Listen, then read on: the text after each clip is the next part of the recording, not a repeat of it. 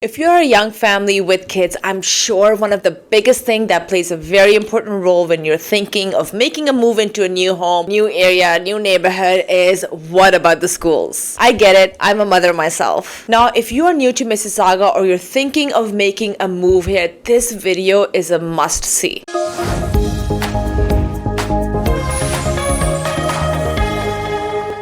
Hello my brilliant home buyers and sellers, this is Faryal and welcome back to Living Local with Faryal series where I tour and talk about different neighborhoods in the city of Mississauga and its surrounding areas. And today's episode we are going to explore the educational landscape in Mississauga to help you make an informed decision for your family. So let's get right into it. So Mississauga is home to the Peel District School Board. You have a mix of public, Catholic, and private schools. Now, public schools fall into Peel District School Board, which also include other cities such as Brampton and Caledon. Then you have Catholic schools that fall under dufferin-peelcatholicdistrictschoolboard, School Board, which also includes cities such as Brampton, Caledon, and Orangeville. Now, schools are broken down into three categories. You have your elementary schools, you have your middle schools, and then you have your high schools. So elementary school starts from junior kindergarten up until grade 5. Middle school is from grade 6 to grade 8, and then high school is from grade 9 to grade 12. Now keep in mind there are some elementary schools here in Mississauga that go up to grade 6. Now let's talk about the funding. How do these schools and our education system run? Because it is no cost to the parents, right? Well, schools are primarily funded by the provincial government of Ontario through the Ministry of Education.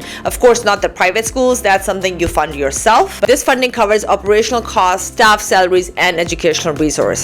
Now let's talk about the teachers. The assignment of teachers to different classes is typically done by the school administration and by the principal and the vice principal. Based on the teachers' qualifications, their expertise, and the needs of the students, they are then assigned to different classes and different schools. Now teachers follow something called curriculum. The curriculum for public schools in Ontario is developed by the Ontario Ministry of Education. Schools access the curriculum through official documents and guidelines provided by the Ministry of Education. Usually it is posted online. So just as other schools can access it, you as a parent can also go to the Ministry of Education website and access the curriculum to really see what's being taught in each grade. Now the curriculum, what it does, it outlines the expectations, the learning expectations and outcomes for each grade and subject. When it comes to the curriculum for Catholic School Ontario, it is also developed by the Ontario Ministry of Education. However, it is with input from Catholic educators to incorporate Catholic teachings and values into the curriculum. Now, surprisingly, teachers have very little or no say in forming the curriculum. It is all already given to them and they can change the styles of how they teach to the kids. They cannot change what is in the curriculum. Next up, I will talk about the most important part, which every parent really thinks about, is the school ranking. How can I get my kid to the best ranked schools out there, and which schools are the best ranked, right? So how does the ranking work? So school rankings are often determined by the organizations such as the Fraser Institute, which uses standardized test results from the Education Quality and Accountability Office, known as the EQAO. You'll probably see that EQAO scores or everywhere when you're looking up the rankings of the school. What it does is that the rankings consider academic performances only, comparing test scores to previous year scores, and then they do the rankings. Now you must be wondering which neighborhood has the best schools. So let's say if you are someone who's looking to buy a home into a neighborhood and you're looking up to the schools, you can easily find out the school rankings by going to the website of EQAO, which I will show you very shortly, to find out how the school has been ranked. So I am at the website right now, EQAO, Education Quality and Accountability Office. So whenever you are thinking of putting your kid into a certain school, you can easily go to their website and see how the school is performing in terms of the ranking and their scores. So right now it says find EQAO results for schools and school boards. So I will enter just one school. Let's say St. Joseph Secondary School. And it will take me to the scores. First, it will show the school is, of course, a Catholic school. So it's under dufferin-peelcatholicdistrictschoolboard School Board. And then we enter that. And it will give me the results. Okay, so first you have grade 9. So it will show you how many students, all the data that you need to know. Then achievement results, confidence, interest. So it added quite a bit of new categories as well, but it shows you what the kids basically, how the kids are performing at school, right? Then you also will see something that is known as OSSLT, which is basically known as Ontario Secondary School Literacy Test, which is done to find out if the kids are performing well in all subjects up until grade 9. This is the test you take in grade 10 to see how they're performing in each subject, and you will see different results over here as well. Okay.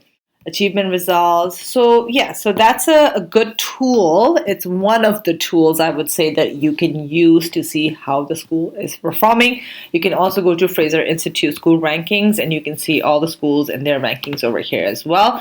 But the Fraser Institute does get the results from the EQAO. I hope this helps. However, it's important to note that these rankings are just one measure of school performance and they do not account for other aspects such as fine arts, athletics, and leadership development. Now, every school and every neighborhood has its own vibe and its own culture. Just because a school is ranked the highest in performance doesn't necessarily mean that it will be a best fit for your kids. Remember that the best schools can vary depending on your child's needs, your location, and what you as a parent, as a family, value the most in an educational institution. I always suggest to my clients to go ahead, do some research, go online, also go visit the neighborhoods, visit the school. If you know someone in person who goes to the school or their kids go to the school, talk to them. And I encourage you to look beyond just the ranking, also look into the culture of the school. Lastly, I would like to talk about involvement, how you as a parent can actually make a difference in the school and its school system and school's ranking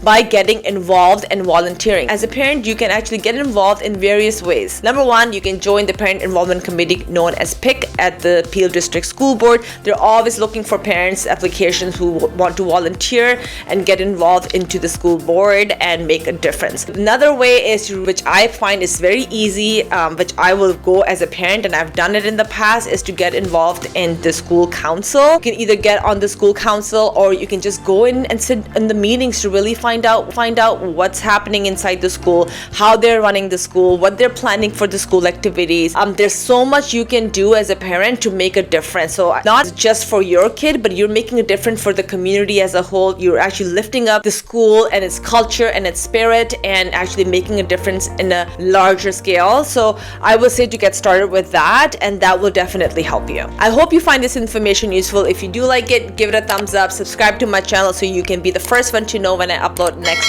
video. If you have any more questions or if you need assistance in relocating to Mississauga, I'm always here to help. You can simply book a call through Calendly link below. Until next time, have yourself a wonderful day and remember to be kind to yourself and others.